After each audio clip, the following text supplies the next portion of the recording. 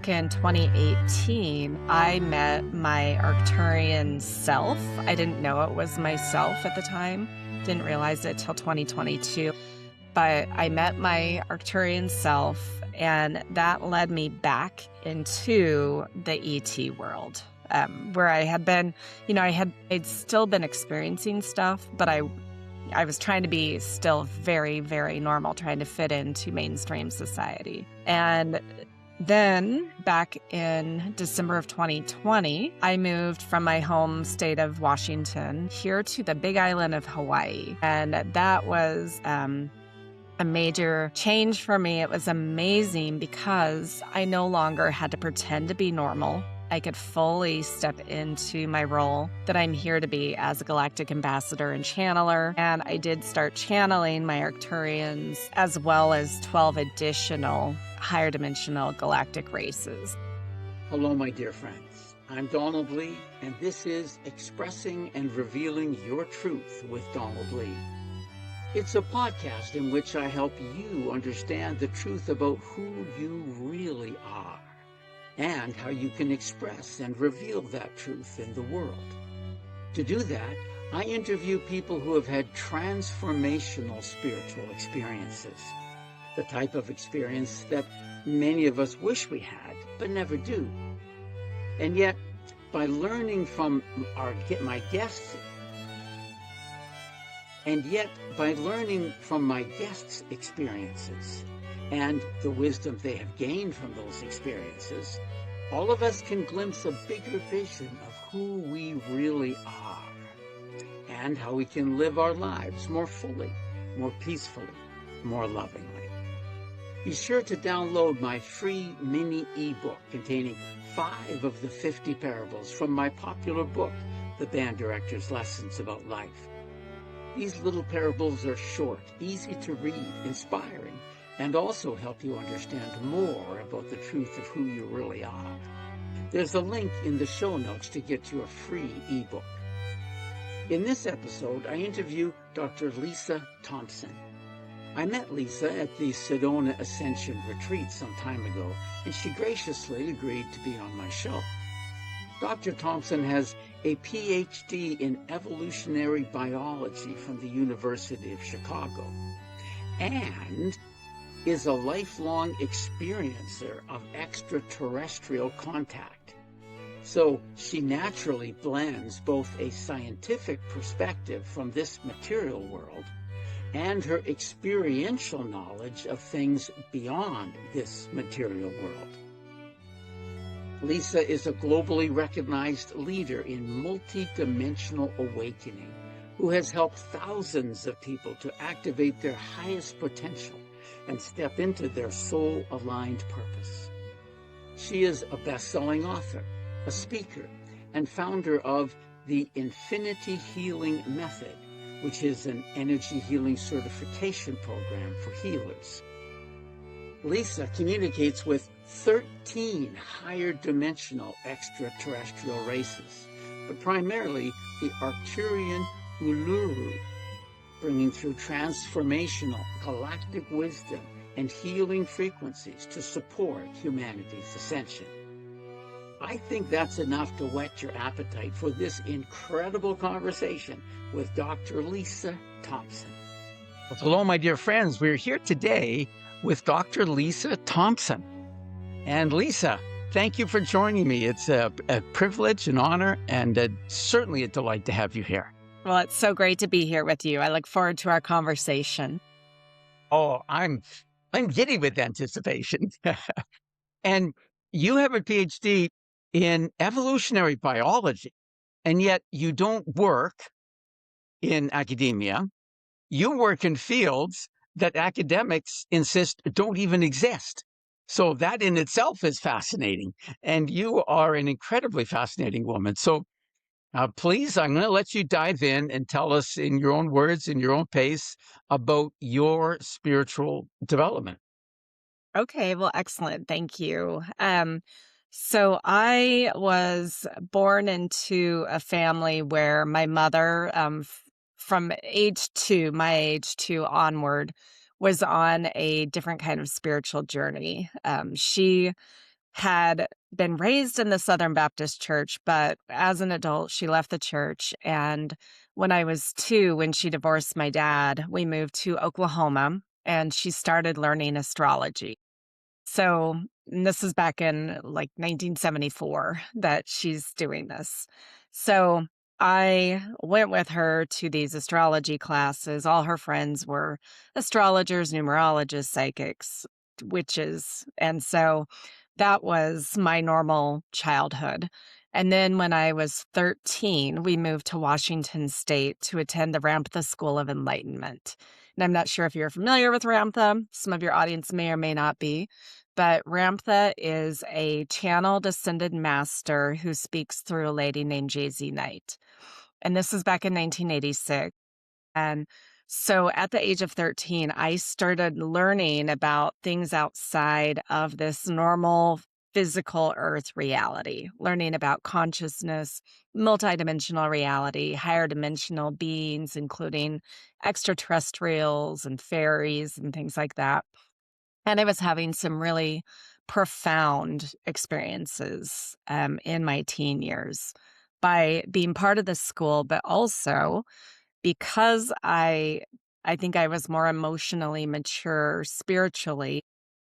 My ETs, who I've been a lifelong contactee experiencer with extraterrestrials, they let me remember being taken onto a craft when I was 15. And so I can share that story in a little bit if you're interested. And Oh, the yeah, I'm interested. I'm uh, sure our listeners would yeah, also be interested. okay. So even though I was having these really like amazing spiritual experiences, I still was trying to be really normal and trying to fit in. You know, I'm a high school student, and the town that we lived in was very, very polarized. It was a town of like 1,000 or 2,000 people, 28 churches, and then the Ramtha school. And so there was a lot of the people in town who thought we were crazy or it was a cult and really didn't like the Ramtha school and some really judgy, cohorts of mine in high school. And so it was very interesting that juxtaposition of like being a spiritually expansive and then still trying to fit into this earth reality. Um, Now, Little bit about the name. What's the name of Hogwarts, right? In the yes. Harry Potter series, a little bit like the neighbors in the neighborhood of Hogwarts School, right? Very, very much so, because yeah, we were learning different disciplines where, we all have these superpowers within us. And so we were learning how to enhance our clair abilities, doing telepathy and remote viewing and all of that kind of expanded conscious work. And but again, as you mentioned with my degree, I was obsessed with animals throughout my life. And so that's why I ended up going into biology as my first career. So my degree is in evolutionary biology, marine biology, zoology. And when I was in graduate school, I would share with my friends, my close friends, my experiences with my ETs, my belief and understanding about things like Sasquatch being real, dragons being real, merpeople. They all thought I was absolutely crazy because we were at University of Chicago in the Field Museum of Natural History, where we're these hardcore academics. Our program was like number one in the country, and my friends were all from like Yale, Stanford, Harvard, from their undergrads. And I'm like, yep, no, I went, Who'd lived in cities their whole life, probably, right? I um, mean, you couldn't even recognize the tell difference between a raccoon and a coyote, probably. And yeah, so a Sasquatch was just completely out of their worldview. well, it wasn't necessarily that. It was because they were like, we have no, like, where's the physical evidence? Where's the proof? And they wouldn't believe okay, well, we do have proof. We have footprints, we have hair samples that they can't identify. And though Squatch being interdimensional, like that whole concept is not in mainstream academia at all. And so, anyway, I learned that I had to keep that side of myself very hidden to be taken seriously in my career. I was a professor for a couple of years after doing my postdoc, but really it was too confining for me to know what I know, the experiences that I had, and to be teaching my students something that I'm like, no, this there's something way beyond this, and I can't even teach it. It's not in our textbooks. And my students be like, if I would teach them Dr. Bruce Lipton stuff in 2000, um, back then, that was still fringe science. And so they were like, well, it's not in our textbook. And I'm like, just wait 25 years and it's going to be in your textbook. It's going to be Oh, mainstream. yeah. And It's so funny. Yeah. You uh, gotta, that's frustrating. To a certain extent, that's one of the reasons that I'm not a teacher is that I couldn't color between the lines anymore. yeah, yeah. But mine was more to do, it was other stuff. It's not Sasquatches and ETs and stuff like that. But still, our educational system is very confining and distorts reality in so many incredible ways. It But anyway, like, you go on. I'm interrupting. No, you're fine. So, in my later teen years, I had decided no longer to attend the Ramtha school, that I just wanted to learn, like, I wanted to implement what I had learned from the school. And I'm like, I need to focus on my normal studies. But then when I was 28, I went back to the school. And at that point, it had shifted where we were now learning quantum mechanics and brain physiology and the science underlying the spiritual stuff that we had been learning all these years.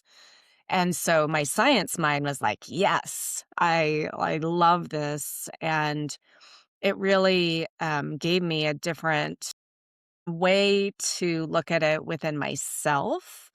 And now, so that was when I was 28. Now I'm 53. And now I talk about multidimensional reality. I've experienced multidimensional reality, different lives, parallel lives that I've had both on earth and not of this earth. And so it's taken, all these years to really put that theory of what I was learning into becoming embodied in it in this human form. And so it's been quite a journey. And there's probably, yeah, more with that. Well, and actually, so again, trying to be normal. After I left academia, a little windy career path through mortgage. And then I was an interior designer for 12 years. And I started my spiritual business 9 years ago. And I didn't have any reason to start my spiritual business except for I had a scientific hand analysis session done where it was my soul's mission, my soul's purpose to be a spiritual teacher and healer. And I was like, I don't even know what I would teach. I don't know. Like I'm spiritual. I have my practices, but I don't feel like I have anything to teach. So I had to wait for the right opportunity to come through my path so that I could be like, okay, that's a yes, that I'm getting to start down that journey. And so 9 years ago, I got trained in my first healing modality of, traditionally it's called past life regression therapy. And now I call it parallel life regression because at the quantum level, all timelines are existing simultaneously. Yeah. So there is no past or future. Um, and then from there, I added on some different modalities. I learned human design very deeply. I was really called to learn sound healing. And back in 2018, I met my Arcturian self. I didn't know it was myself at the time, didn't realize it till 2022. But I met my Arcturian self, and that led me back into the ET world, where I had been, I'd still been experiencing stuff, but I I was trying to be still very, very normal, trying to fit into mainstream society. And then back in December of 2020, I moved from my home state of Washington here to the big island of Hawaii. And that was a major change for me. It was amazing because I no longer had to pretend to be normal. I could fully step into my role that I'm here to be as a galactic ambassador and channeler. And I did start channeling my Arcturians as well as 12 additional higher dimensional galactic races. So if you had told me back in my childhood, even when I was on the spacecraft, when I was 15, that I would be communicating and really embodying my ET side, like that's who I am, I would have told you you were crazy. And Yeah. here we are. Yeah, that's amazing. Well, there's so many directions that we could go and different types of questions I could ask you, but I am particularly intrigued with the Arcturian, the extraterrestrial connection. So let's go back to your experience at age 15 then. For one or two different reasons, I think I have a particular connection to Arcturians, though I know about, that that tiny little bit about them. So let's go back to age 15. Okay, perfect. So, at the time, my mom and I, we were living on 20 acres outside of Olympia, Washington, and it was a nighttime experience. So I was asleep in my bed. So I don't remember how I got onto the craft, but I wake up and I'm inside the spacecraft. And it was just me and my ET guide, a smaller shuttlecraft. But I didn't have any fear whatsoever because number one, he looked human, and number 2, I felt like I knew him, like he was my friend. So, we are flying through So was space. sorry to interrupt, Lisa. Was he Arcturian? No, he was Okay, not. because if I'm not mistaken, I think the Arcturians look quite very humanoid. They look a lot like us. Is that right? They are blue-skinned, typically blue-skinned, bald, large heads, and really skinny bodies. So they are humanoid, but they don't look like Okay. us in that sense.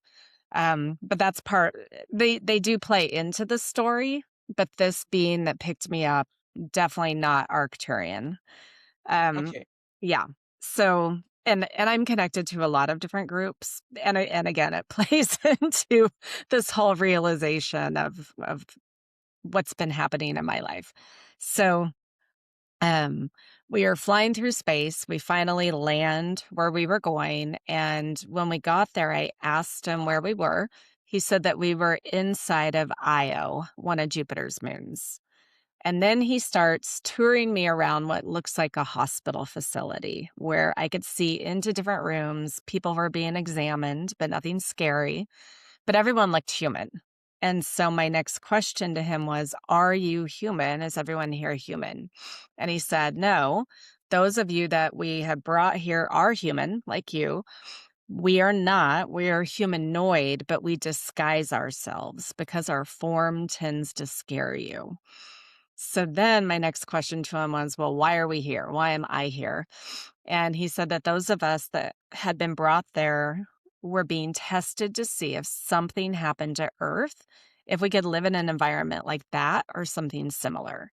Now, this is back in 1988, where we're still in the Cold War, very real possibility of World War III. So there was a timeline potential where something could have happened. So then, Oh, at the still good. if y'all well, we're back there again now. Right, exactly. So at the end of the tour, I asked him if I could see what he really looked like because again, as a kid, I was obsessed with animals and the weirder the better. So I thought, okay, whatever form he's going to show me, I'm good with that. So what he looked like was he was about 7 feet tall. He had pure white skin, big, darker eyes and long red hair, like fire engine kind of red hair. And he had triangles tattooed on his cheeks. So very extreme in his size and coloration, and but completely benevolent. So then I get returned back home, and I remember laying in my bed just like, okay, that is the weirdest dream I've ever had. And so my teenage mind, my 15-year-old mind's like, that was such a weird dream. But I vaguely like Yeah, recall the spaceship being in my backyard and all of that. And yeah, I got picked up by this Christian biker dude. It's really weird. so then I, for a few, I didn't tell anyone because, again, I just thought it was a dream. But a few months later, then I was reading Whitley Strieber's book, Communion, about his experiences of being taken by gray ETs, and very different than my experience. But at the end of the book, he's interviewing different people that had also been taken, and all of them have the same gray experience that he's having, except for one guy had a completely different story where he was telling Whitley that he had been taken to a moon of Jupiter and told he was one of the chosen ones. And Whitley made a little side comment that I interpreted sarcastically. I hope it isn't Io. And when I read that, full body chills, tears started coming down my face. And so that was my body's way of telling me, okay, that was a real experience, not just a dream. Now, again, my mom and I, we were in the spiritual school and learning about ETs and other things. And so I knew that if I told my mom at that point, she would believe me. And so I Yeah. went and told her, and she got really excited. And a few days later, she introduced me to another student at our school who had formerly been very high government, who knew about the different ET races that our government knows about and works with.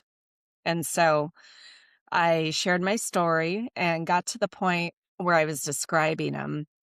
And he was like, I don't know that race. He's like, we don't know all of them, but he's like, you had a real experience. So not only did I have my own knowingness about that, but he validated that externally, which was huge, that I didn't have to go through my life thinking I'm crazy. I made it up. It was just a dream.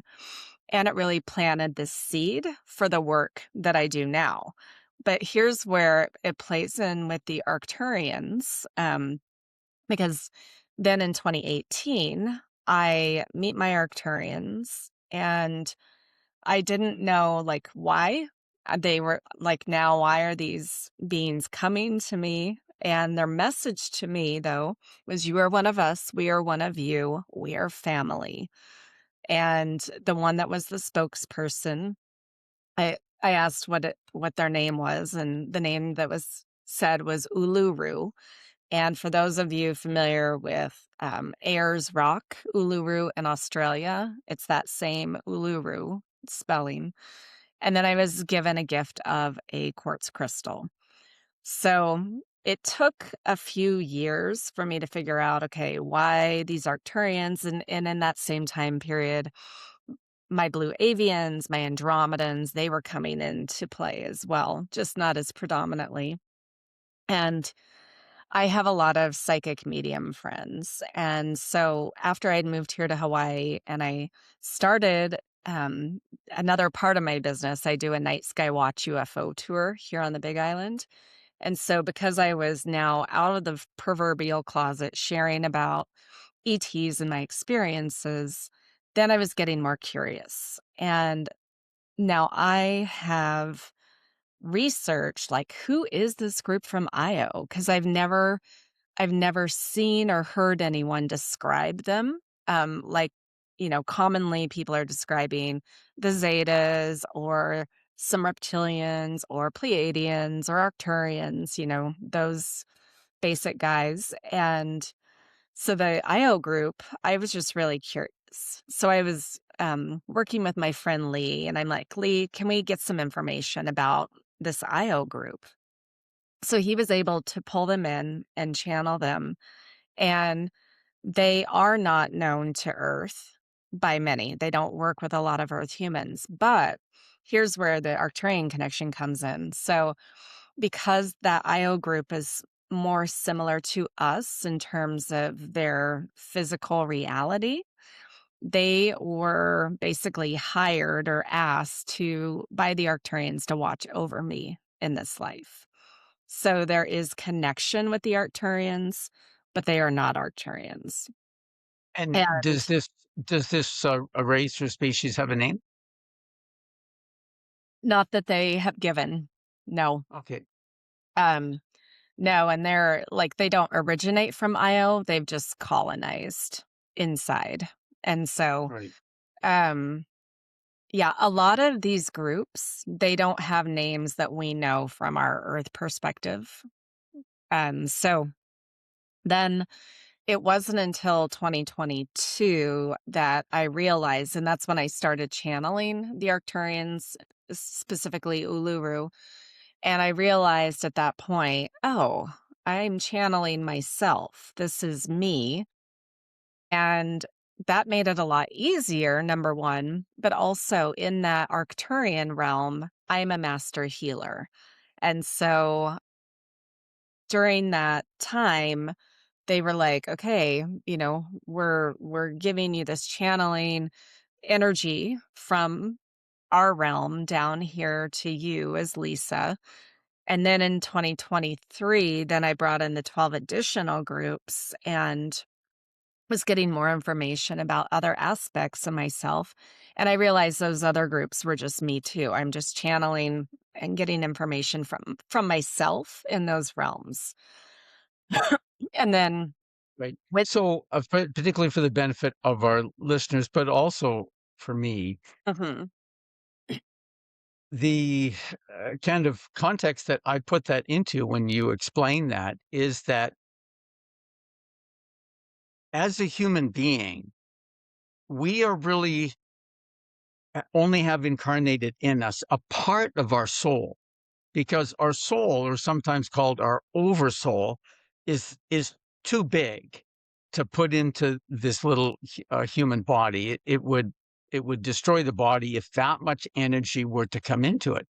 So Yes, that our real soul, or like I say, sometimes called our oversoul, is having it kind of splits itself into multiple parts and has multiple experiences in different dimensions and different whatever forms all at the same time. So when you say that these are really you, they're different parts of your same, what most people would call an oversoul. Is that correct? exactly. Yeah, you described Okay. it perfectly with how I interpret it, how I understand it. And every one of us are multidimensional beings. We all have these infinite lifetimes here on Earth and elsewhere. And some of those, though, have more bleed through into this Earth reality. And I've come to understand even more like why the Arcturians specifically are that important to me in this Earth life.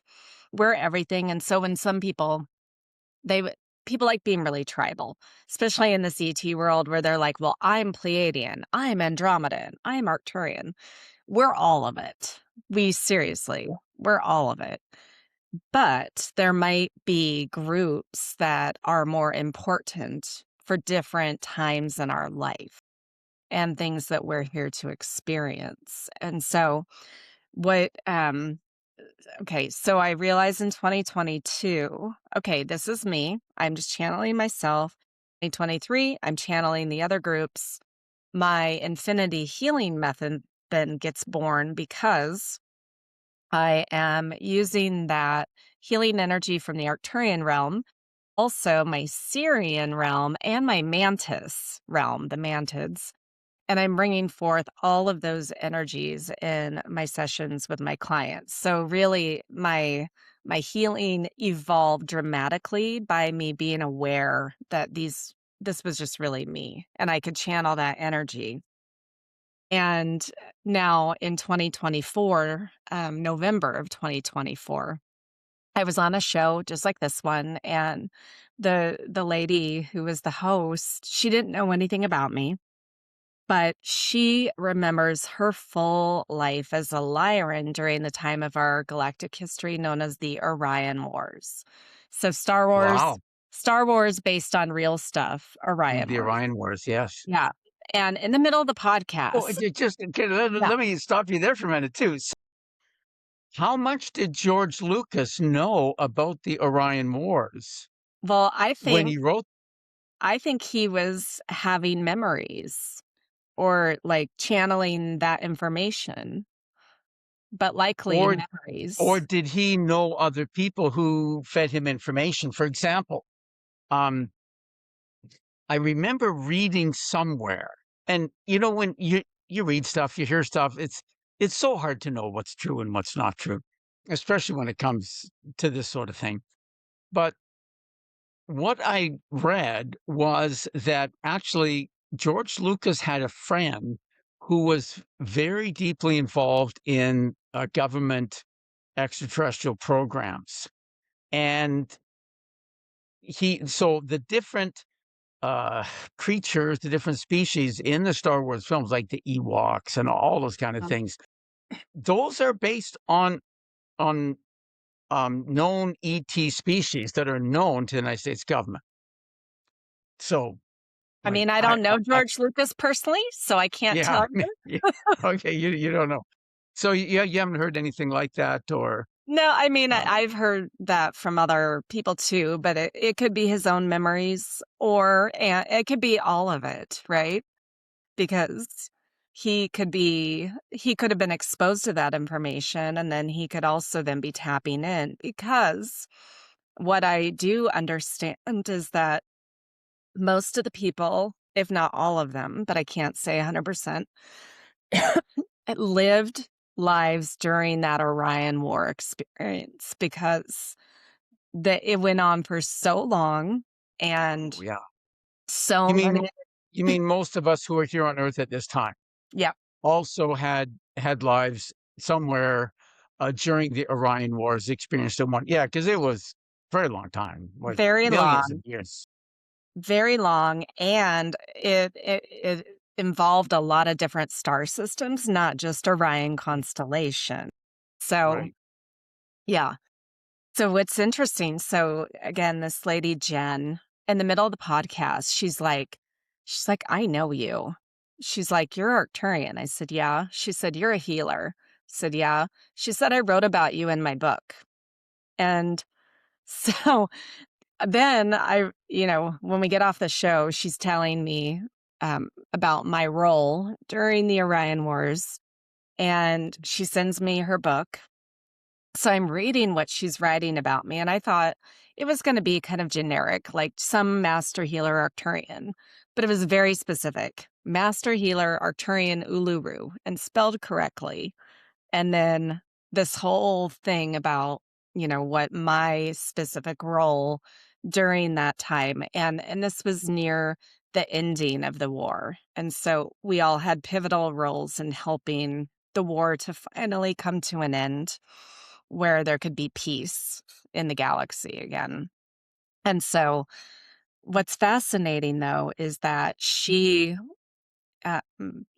with these memories that she has, there are other people that have come into her life that they're in the book as well. And it's like we're all coming back together at this specific time. This is the bleed through because what we're experiencing here on Earth right now with this major polarity and, the dark versus the light and all of that, it's very similar to what was going on during the Orion Wars. And so, and we all, those of us that are remembering, we have very similar characteristics to what we had during that time. And that's part of why that bleed through is coming in. Now, that doesn't mean that we haven't had other really important lives, parallel lives that we can tap into. But for some of us, like knowing that, it makes total sense as to why the Arcturians were really the ones that wanted to show up first, because that was a very important, pivotal life for me. Just a little break from the program to mention a couple of things. Firstly, if you're enjoying this podcast, please like and subscribe. It really helps the algorithm to find more people who would enjoy these interviews. Also, if you're interested in spiritual growth, you might be interested in my series of spiritual books. As a spiritual author and a former band director, I use my little "the band director" trademark in these books because I use music as a metaphor for life and the journey of becoming a musician as a metaphor for our spiritual journey. There are 3 books in the series. The Band Director's Lessons About Life is a book of modern-day parables inspired by events from my teaching career. When you're working with kids, little things naturally come up that we sometimes call teachable moments. Little events when you realize there's a bigger lesson happening right now than the alternate F-sharp fingering on the clarinet that I was trying to teach. I started writing some of these little stories down and turning them into modern-day parables. So, the Band Director's Lessons About Life has 50 little parables. It's a bit like a Chicken Soup for the Soul book. Each parable is about 3 pages long. Each begins with a story that happened in school, and then there's a reflection section that draws a spiritual lesson out of the events of the story. That is, it explains the spiritual metaphor. The Band Director's Lessons About Life is easy to read, makes a great gift, and expresses many universal spiritual principles in an easy-to-understand way. If you want to go deeper in your spiritual growth, I've also published a study guide to accompany the Book of Parables. It turns the Band Director's Lessons About Life into a year-long course in spiritual development. You will spend a week on each of the 50 parables. There is a deeper teaching about the meaning of each parable, reflection and discussion questions, especially helpful if you would like to use the study guide in a group setting, and a different meditation for each lesson. The 3rd book in the series is a little book titled The Band Director's Pocket Guide to Spiritual Growth. This little book explains a simple 3-step process to putting your spiritual growth into high gear. You can learn more about all of these 3 books and my other books at my website, www.cominghomespirit.com, because, after all of us are on a spiritual journey back home to God. So that's cominghomespirit.com. You can also go directly to my Shopify page at cominghomespirit.myshopify.com, where you can purchase my books directly from me. I can deliver ebooks and audiobooks anywhere in the world, but at the moment I can only ship paperback books within the continental United States. So if you live in other countries, you will need to purchase my books through Amazon in your own country. If you're enjoying this podcast, I really think you'll enjoy my Band Director series of books as well. Now, back to the program. If I could just interject an idea here, because you've touched on something, and I'm going to want your kind of take on this when I'm done with this little explanation. In one of my recent books, I talked about the nature of thoughts and ideas. I've been a lot of things in my life. I've been a musician and a band director. And even as a teenager, when I was, writing a little bit of music, I realized that the best musical ideas, the best melodies, they didn't seem to come from me. Mm-hmm. They seemed to come through me from somewhere else. And I find the same thing now that I'm an author and I'm writing books, that many of my ideas kind of come through me and not from me. And I try to cultivate now that I don't have to get up and, have an alarm clock and punch a time clock to be somewhere at a particular time every day. I try to really cultivate that period between sleeping and waking in the morning. I wake up slowly and I lay in bed, and I try to cultivate that Mm-hmm. state of consciousness, right? That's called the hypnagogic state of consciousness, kind of not quite sleeping, but not quite waking, where our mind is more open to the other side, you might say, or to other influences, or to to catching and remembering ideas that are just out there Mm-hmm. somewhere, right? They're not inside. Our brain is not an idea generating machine, which is the way we normally look at it. No, our brain is more, as you probably agree, or you can tell me if you disagree later, it's more of a transmitter receiver. And if we open ourselves, we're able to receive thoughts and ideas and images and visions and communications that come from wherever they come from, all kinds of different places. So even though my books are not channeled, I'm not a channeler, I don't connect, but I do try to kind of have my mind open to receiving ideas wherever they come from God, from the Holy Spirit, from my angels, I have no idea where they come from, but I know that most of my best ideas don't come from me. Mm-hmm. They come through me or they come to me, and my job is to write them down and try to share them. So as you went through this school as a young person, can you kind of elaborate on that? Is that sort of maybe a way into connecting with other dimensions, or am I being too hopeful for myself? No, not at all. Well, number one, I want to say, yes, what you just said in terms of it's not coming from your brain, I would say is correct. And channeling can come in many forms. You actually are channeling when that you're allowing that information to stream through you.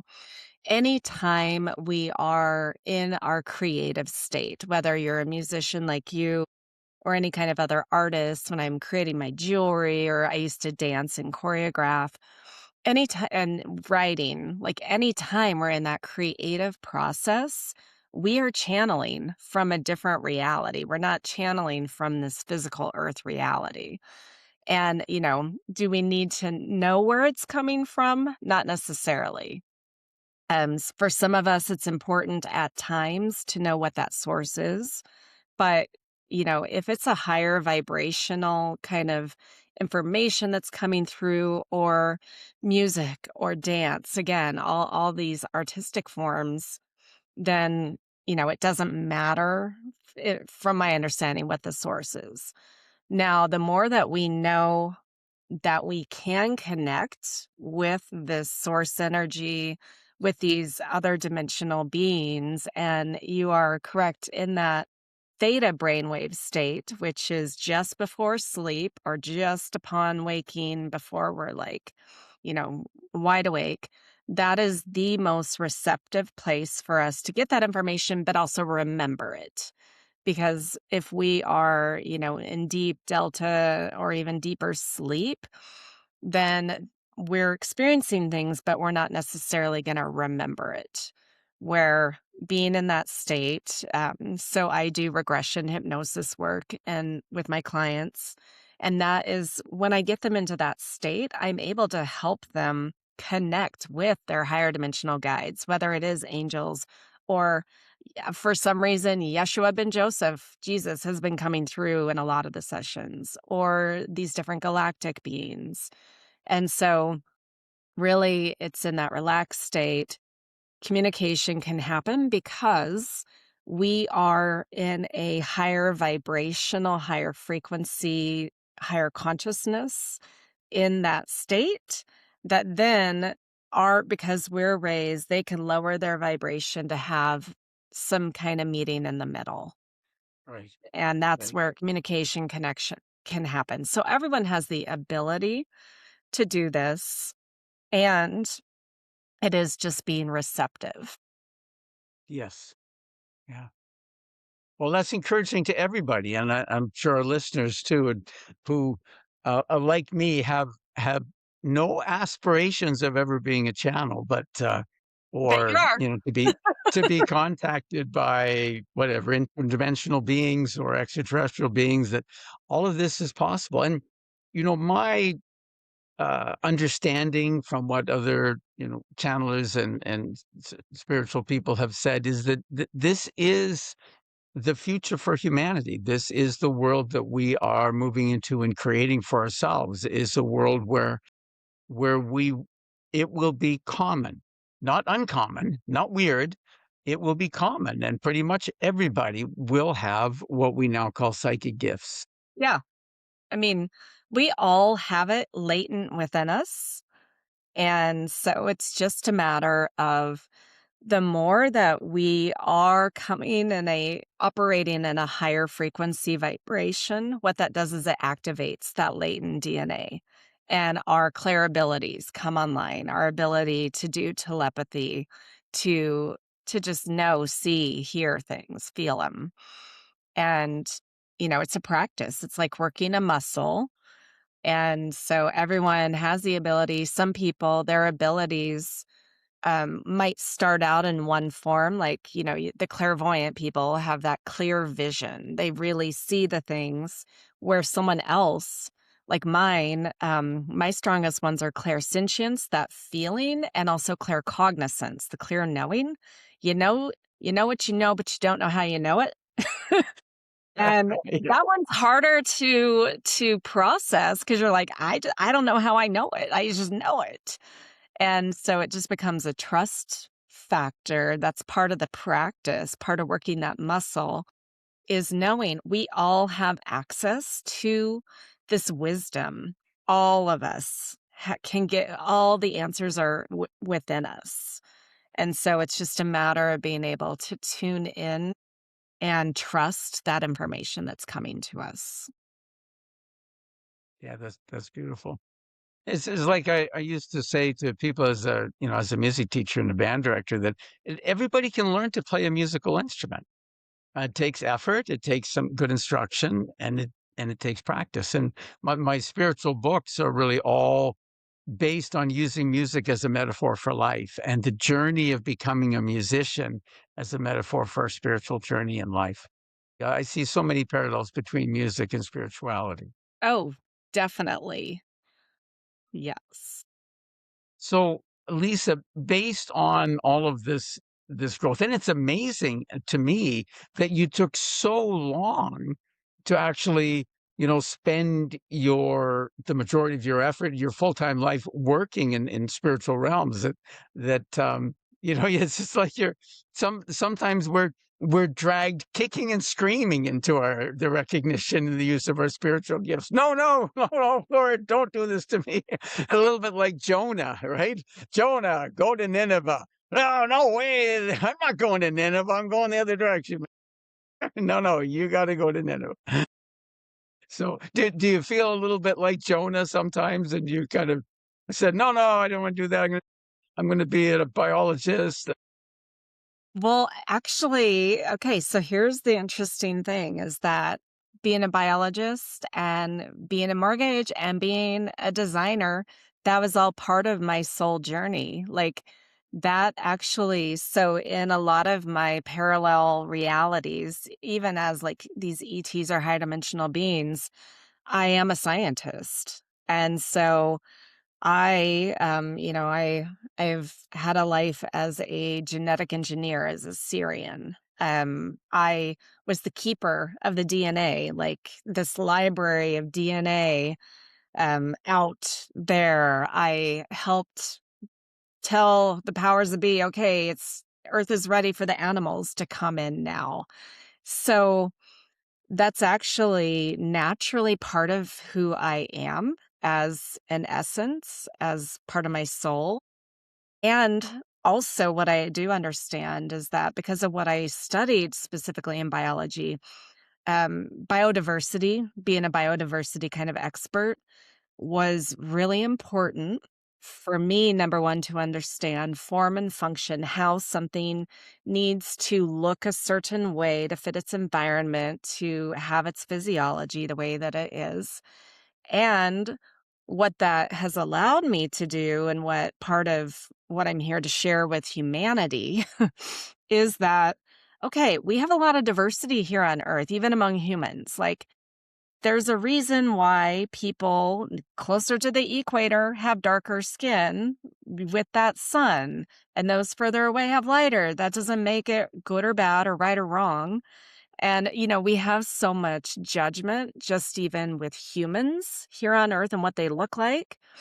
And so when we understand and look at these animals here on Earth, millions of animals that have been discovered, and they look so different, and some people are like, "Ooh, gross, that's ugly."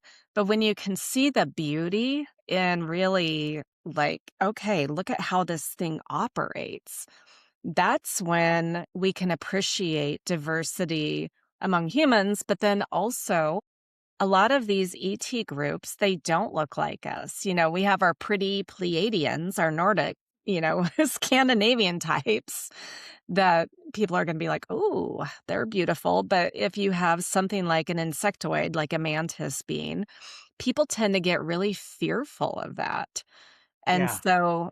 so part of my biology here was for me to understand it as an earth human, to then be able to start like opening and expanding people's minds to that diversity, because I am part of my role here is to be a galactic ambassador, and that's not just to introduce people to, again, the Pleiadians or our hybrid children. It's really I've been able to help bridge people into something that they normally would have judged. Yeah. Oh, that's great. Can we talk for a few minutes about what you know about Sasquatches? And throughout the course of my life, at various times, I've read stories. In fact, way back when I was a kid in elementary school, and maybe you had this too across the United States. I think it was all over.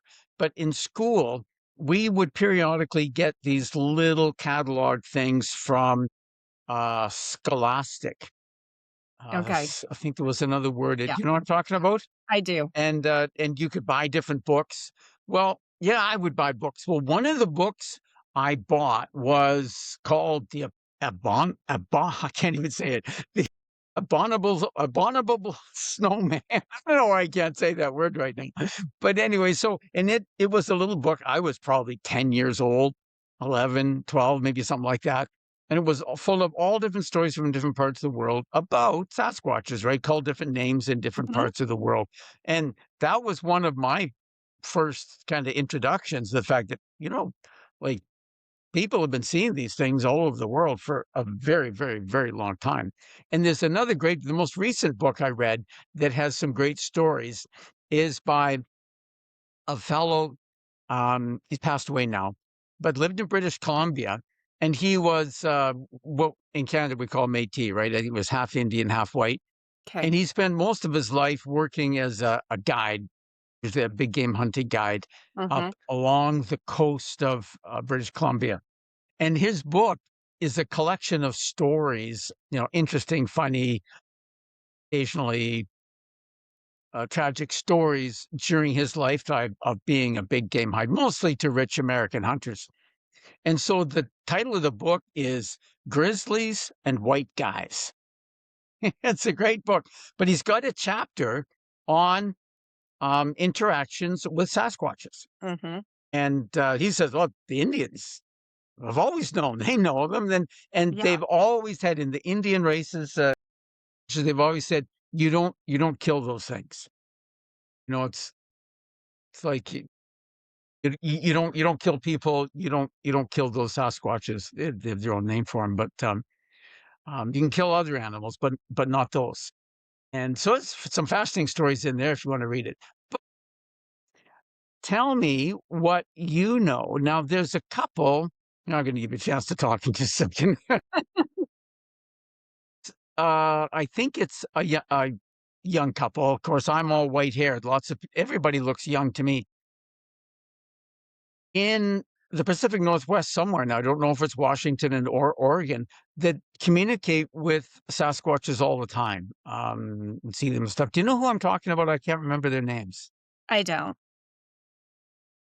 But anyway, so yeah, tell me what you know. So it was from them. I heard them on a podcast interview that they said, "Oh no, they're actually know how to shift dimensions. They're Yes, interdimensional." And they are. so, yeah, I think, well, why haven't we found bones? Well, you know what? I mean, even animals that aren't interdimensional, like we don't often find elephant bones, is what I understand, right? The elephants go and bury the bones of their own dead, and they're not nearly as kind of developed as Sasquatches. So I found that fascinating. Oh, so they can just shift dimensions and disappear, as far as we're concerned. So tell me what you know and what you understand, and have you communicated um, on a telepathic or psychic level with Sasquatches? Okay, so yes, great question. And yes, that is like them being interdimensional, where they can shift in and out of what we would consider physical reality. That is fully what I know and understand. Now, here's their origin. There are a couple of different stories, but I think both could be true. One of my client sessions, actually, when I regressed her, we were she was in the Sasquatch body. And so we were able to get information from her, like literally being in the Sasquatch body. And what had happened was their home planet was destroyed. So think Chewbacca. We go back to Star Wars. Chewbacca's home world destroyed. Okay. And, there's a reason why Chewbacca looks the way he does, like Bigfoot, kind of. Yeah. And so, anyway, and this plays into the Orion Wars. So the Orion War conflict, it shifted out of that part of the galaxy into our solar system. And there were humans like us living on planet Maldek. Maldek was the planet in between Mars and Jupiter that is now the asteroid belt. And so that was Squatch's home planet within our solar system. Oh, And okay. so and so these humans, they were warring with each other just like they were in Orion. They developed nuclear type weapons, ended up destroying their planet, and Squatch had to find a new home. Came here to Earth. Now, here's where the story, there are some conflicting ideas about Squatch being actually one of the ancient hominids that we evolved from or got genetically modified from, but Squatch originating from this other planet. Both could be true. It doesn't have to be exclusive one or the other. Yeah, yeah, yeah. And So, from what you know, I know it's hard to put times on things that happened a very long time ago, even though time doesn't really exist. right.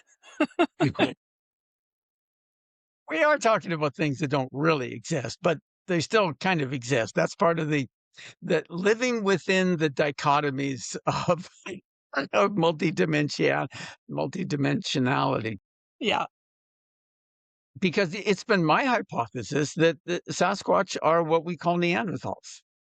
And I think, okay, well, Neanderthals actually looked way more, I think, they looked different than maybe what Squatches looked like. There are earlier hominid types um, that perhaps Squatch is or like evolved from. And so, yeah, perhaps they have been on the planet for 1 million to 2 million years, or maybe even longer for doing time frame.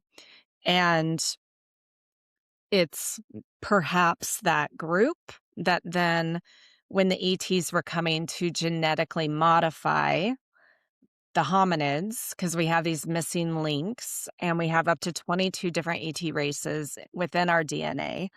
And so they were coming at different times to modify the human body, to upgrade it, downgrade it, to do all these things. And so we are perhaps a branch off from Squatch. Like Squatch is the original form. And this is something that Bashar teaches, through Daryl Anka, is that Squatch is like one of the original hominid types. And whether that is true or not, I don't know. I'm not going to right, say definitively, but what I do know is that in my experience that they are interdimensional. So they have that ability to shift in and out of dimensions, so we don't find the same kind of evidence. They can disappear, like be walking and all of a sudden they're gone. They're not really gone. They just went into a higher frequency vibration. We as humans, we have the ability to do that as well. We have the ability to go invisible. And there are some stories in like even the Roman historic records where Apollonius of Tyana did that in the Roman courthouse. So we all do have the ability to do this. They have perfected it. They see humans very much like the humans that were on Maldek, where we're at war with each other. And, you're talking about being out in their habitat, the people are hunting, they've got the guns. And so they don't want to be around those people. They don't want to get killed. And there are people though, and I have a few friends that have interacted directly with them. And they were in a situation where they were completely peaceful. So one friend, this was a fascinating story. He was in Colorado camping by himself for a week and just, out I don't even know where, but he was out there. And one night he's sitting around the campfire by himself. And this family of Squatch joins him at the campfire. And they just sit there and they're all peacefully sitting there together because he was at such a high frequency, peaceful place within himself. I have another friend who channels them and they leave presents on her porch in Texas. And so, there are people like that couple that you talked to or that you were telling me about that are able to interact with them telepathically. They give gifts. And then there are other people that they're going to completely stay away from or maybe get a little more aggressive, like with the rock throwing or other things to say, get out of my territory. You don't have the right Yeah. frequency. Yeah. That's great. So, yeah, what I lost my train of thinking there a little earlier. What I was trying to ask you was, do you have any idea roughly how long ago Maldek was destroyed? No, I mean, again, like I think maybe, yeah, I'm not a solar system historian, but I will say that if what Bashar and there's Lloyd Pyle, something like that, this is his thing of like Squatch actually is this early hominid that perhaps 1 million to 2 million years ago might have been when that form showed up here on the planet. Okay. But, And yeah, and and that was j- uh, the destruction of that planet during the Orion Wars, I think. Is that right, or is that it was separate from? it was separate because what happened was that conflict, basically the souls they that were not done with that polarized reality, then they moved it to the solar system here. So then they were on Maldek. Now we're playing it out here on Earth. So those souls that want to be part of this polarized reality, they've incarnated here. And some of us wanted to experience that again, like in an extreme way, and others wanted to be really the helpers, the lights to help awaken and help that polarized reality become more integrated, where we understand love is the basis of everything. We are all one. We are all unified. Right. Yeah. Right. So, one other quick question. If your Arcturian connection has said you are Arcturian, so do you think of yourself then as what we call a star seed, someone who's come here to Earth to help Earth in the current transition that we're going through? I do, although and starseed can be a loaded term. We all are on our own individuals journeys, soul journeys. There is no right or wrong, good or bad in any of it, no matter what someone's here to do, to be the like instigator or the helpers. But yes, I definitely in my experience as Earth Lisa and what I've been able to ascertain, I am much more not of this earth than I am of this earth. And the times that I have been here on earth have been pivotal moments. And I personally, as Earth Lisa, though, had to go through some major life lessons, hard experiences as an Earth human to be able to come out on the other side to know, okay, this is a mechanism of evolution, truly, this polarized reality. And and it's allowed me to have this massive compassion and love for humanity that I didn't have as a child. I did not like humans. I liked animals. Like I don't, and that's why Funny. I was not going to work with humans. Why would I do that? Animals were far superior to humans. And so anyways, so I've come out knowing like, okay, I'm in my fourth career. I've had 3 marriages. The third one ended where my husband committed suicide 2.5 years ago. Um, I've gone through bankruptcy and come out of it. Like, I have 2 children. Like, I have really gone through some serious life in this life to then come out of it and understand at a much deeper level why we come to Earth School, why we come here to have these experiences. Because if it was just going to be easy, we wouldn't come to Earth. But this is like PhD And we don't level. learn. Right. Yeah. We don't learn when things are easy. We coast Right. and we don't change. There's no reason to change, right? Difficulty, troubles is the stimulus for change, and our own personal tragedies is what is meant to spark our compassion, like you say. Yeah. And that's finally when I felt like, oh, I can step into my role as a spiritual teacher and healer was after I had gone through enough stuff in this human life and I had done deep dive healing within myself to be able to have anything to share, to contribute. And the more that I have stepped into it, more and more has come online. And so, like, I'm a wide open vessel for this higher dimensional wisdom now to come through for me to implement it in my life. And it's amazing how, in the last 5 years, that I've really embraced this ET side of me, how beautiful my life has become, even in the tragedy of losing my husband to suicide. Um, I still have an amazingly beautiful life. And I have been reverse aging, and I'm just like, I'm more vibrant being in this higher vibrational reality. Yeah. Oh, that's beautiful. Throughout our conversation, Lisa, you've dropped all sorts of ideas and hints about how we can live better. And your own life is an example and an inspiration to everyone.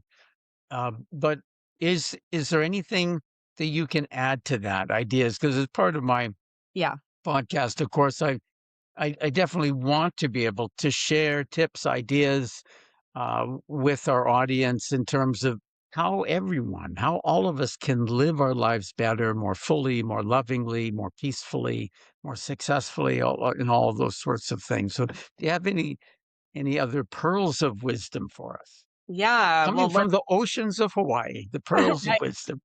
Yes.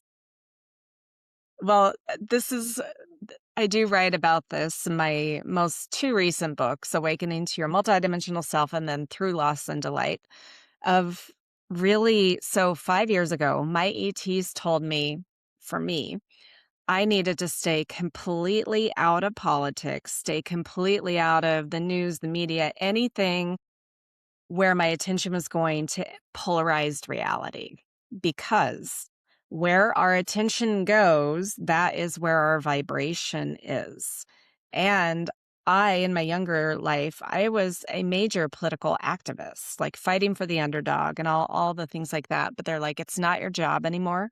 Your job is to basically hold your own vibration, create this bubble where you can hold your frequency to a higher vibration, be in a state of joy, no matter what is going on around you, and truly focus on what you want to create in your life, because we are creators of our reality. All timelines are existing simultaneously, even in this earth realm. And we have the ability to choose what timeline we want to be a part of. And so for me, what they were saying is that I needed to basically hold this higher frequency that created like easier manifestation. It's also put me into a state where I can be joyful even with hard things going on. And so it's that focus, it's the emotion. And really, when we do that, then our energy naturally shifts to that timeline where the other stuff, it's not that it's not going on, but it doesn't affect us. And so, really, it's about, are you letting things affect you? Is it playing in your mind? And there's so many distractions, like the Epstein files and all that other stuff. And it's like, it's not that it's not important information for some people, but it's a distraction. Yeah. It takes people off of their own energy field, and it Yeah. turns people into super judging separation. And this can be controversial in this earth life, is we all sign up for things at a soul level contract. And so some of us sign up for really hard things, like, and my mother has passed, so I can freely talk about this, but she signed up to be sexually abused by her father, my granddaddy, for years. Now, why did they want to have that experience? I don't know. It's not for me to judge. And so the best advice that's been channeling through me for the last 5 years is we need to, number one, get over our judgment of ourselves first and foremost. The places where we feel shame, guilt, where we're perfectionists, things like that. The more that we heal those judgments of ourselves, then we can let go of the judgments of other people. We can let people be who they are, even if we don't like it. We don't have to like it, but they're on their own soul journey. And we don't know what someone's journey is. We don't know why some people came here to be these really barbaric, kind of, hard people, and why others came to be the victims of that. But Yeah. we're everything. We're all of it. We're all sides. Yeah. And so there's more than just this one earth life. So we got to let go of the judgment. And when we do that, then polarity ceases to exist. We can just let people be who they are. Yeah. That's beautiful and very wise words of advice, Lisa. Thank you so much. Thank you. It's so much of what you said mirrors what I've written in my books and what I've gone through in my own life in the last couple of years too. I decided that that we're in the midst of this massive war that's as I wrote in my book, The Way Forward, that we're being subjected to 3 kinds of warfare on all our 3 levels: body, mind, and soul, right? Spiritual warfare, psychological warfare, and on the physical level, it's 5th generation warfare. And the most important of those is the spiritual warfare. And I'm convinced if we win on the level of spirit, we win everywhere. And so in the last year or so, I've decided that I'm going to focus my work almost entirely on the spiritual things at this point. Okay. And yeah, Well, try not to focus on the other stuff. Shut the television off. Yeah. right. Yeah. Shut the TV off. And you know what? Even the people who want to be in that reality, that's okay too. There's no right or wrong, good or bad, ultimately, from those higher perspectives. It's just experience to feed back to source. And again, a lot of humans have a hard time wrapping their mind around that because, well, what about the children? It's like, okay, yeah, it doesn't mean it's not a hard experience. But you don't know what someone else's journey is. And we, those of us who are here to be the light, to spread the wisdom, like you and I, like you having this show, this platform, your books, the more that there are those of us who are able to stay in that higher vibrational reality, we are making a change for the collective consciousness. We are helping raise that vibration. And so now the other thing, well, actually, I'll just pause there. Okay, thank you very much. Dr. Lisa Thompson, it's been an absolute joy to have you with me today. Thanks for agreeing to be a guest. And perhaps at some time in the future, we'll be able to get together in person again, as we did very briefly at the Sedona Ascension Retreat two years ago now, 1 year ago. I was there the last 2 years, so I don't know. I think it was just last year. No, it wasn't. It was 2 years ago. Okay. 2 years ago. So how can people contact you? You want to let people know your website, what you do, things like that? I would love to. So for all of my books, oracle cards, services, all that, you can find me at drlisajthompson.com or mysticmanta.com. I do have a free multidimensional awakening kit, which is five different meditative journeys in an ascension workbook, and that's at awakenactivatenow.com. And then I am also on Instagram and Facebook, and I still have my YouTube channel, even though I don't do my show anymore, but I still have a lot of interviews that I've done just sharing spiritual wisdom. Good. And that's one of the nice things about, a podcast like this one, an interview like this one, it's not related to anything in terms of time, right? It's right. Evergreen, as they say. It's evergreen content. So what's the name on YouTube? What should people look for? The show is called Connection to the Cosmos with Dr. Lisa Thompson. Okay, that's beautiful. That's beautiful. Thank you so much for being a guest. Lisa, it's been a joy to have you. God bless you on your journey. My pleasure. Thank you so much.